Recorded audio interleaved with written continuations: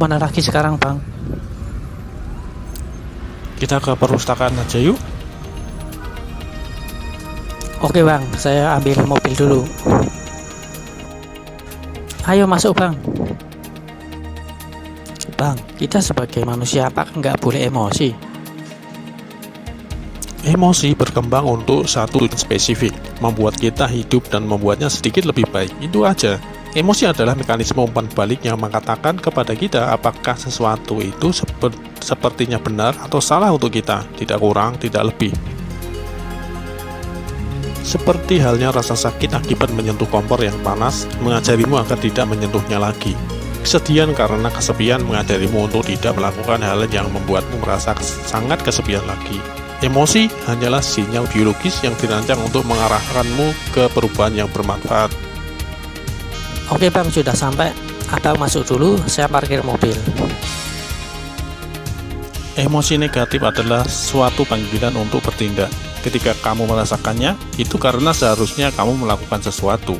Emosi positif sebaliknya, merupakan imbalan atas tindakan yang tepat. Ketika kamu mulai merasakannya, hidup akan terlihat sederhana, dan tidak ada hal lain yang layak dilakukan selain menikmatinya. Dan seperti hal lain, emosi positif pun akan berlalu, seiring datangnya masalah-masalah baru. Emosi hanya sebagian dari persamaan dalam kehidupan kita, bukan seluruhnya. Hanya karena sesuatu terasa enak, tidak berarti itu baik.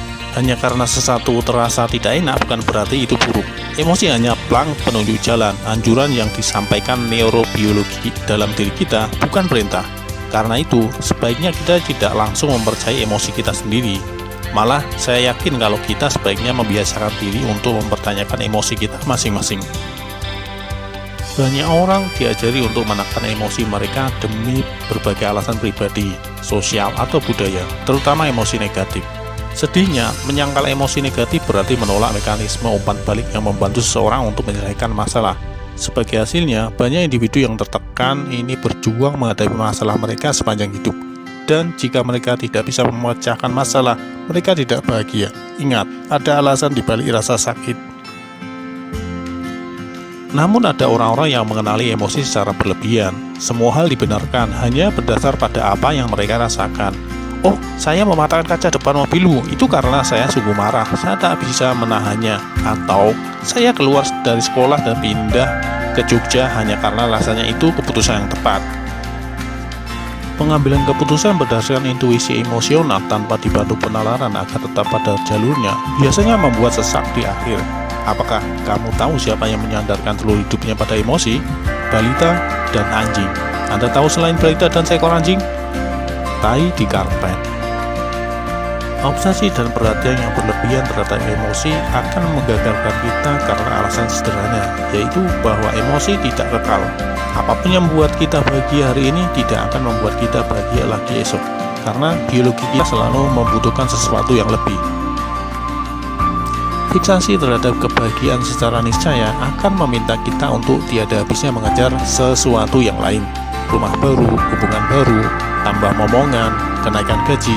Tak peduli seberapa keras jerih payah yang telah kita keluarkan, kita akan bertemu pada semacam perasaan menakutkan yang serupa saat kita memulai semua ini. Tidak cukup. Psikologi menyebut konsep ini sebagai treadmill hedonis. Idenya adalah bahwa kita selalu bekerja keras untuk mengubah situasi hidup kita, namun sebenarnya kita tidak pernah merasa sangat berbeda. Inilah mengapa masalah kita selalu berulang dan tidak dapat dihindari. Orang yang kamu nikahi adalah orang yang dengannya kamu beradu mulut. Rumah yang kamu beli adalah rumah yang akan kamu perbaiki. Pekerjaan idaman yang kamu miliki adalah pekerjaan yang membuatmu stres. Setiap hal didapat melalui suatu pengorbanan. Apapun yang membuat kita merasa nyaman, tak dapat disangkal, juga akan membuat kita merasa buruk. Apa yang kita dapatkan adalah apa yang kita lepaskan. Apa yang menciptakan pengalaman positif kita akan menentukan pengalaman negatif kita. Ini adalah pil pahit yang sulit ditelan. Kita menyukai ide bahwa ada beberapa kebahagiaan yang pada akhirnya dapat kita capai. Kita menyukai ide bahwa kita dapat meringankan semua penderitaan kita secara permanen. Kita menyukai ide bahwa kita dapat merasa penuh dan puas dengan hidup kita selamanya. Tapi kita tidak mampu.